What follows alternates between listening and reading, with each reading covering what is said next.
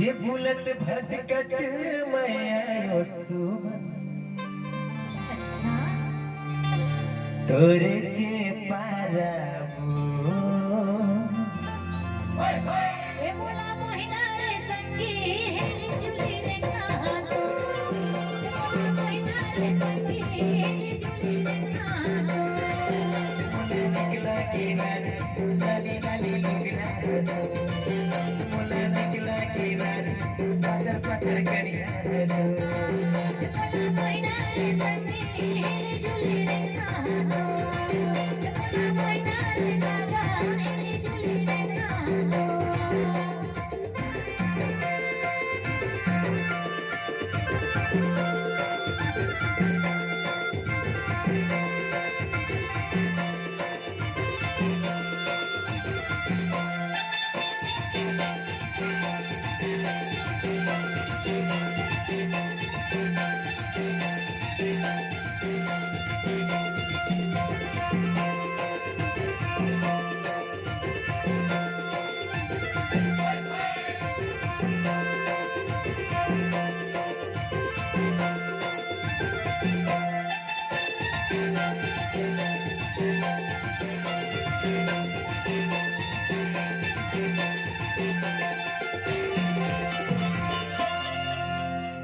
जेठ के महीना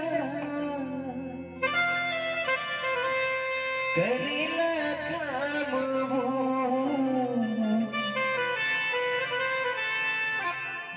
ये घूमत घूमत मैं आयो रानी कैसे तू मन पाराबो ए बोला निकला के कागा हेली जुली रे कहानो बोला मोहिना रे संगी हेली जुली रे कहानो मोला निकला किनारे डाली डाली लुगना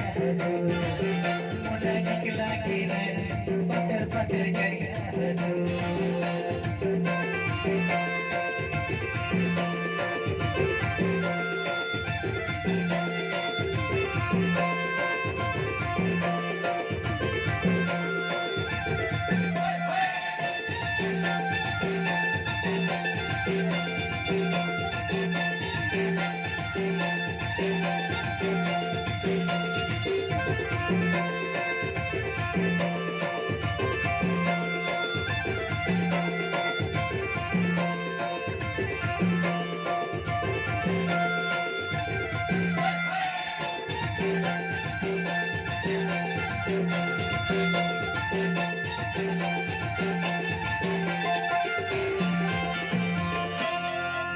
पानी भर जाऊं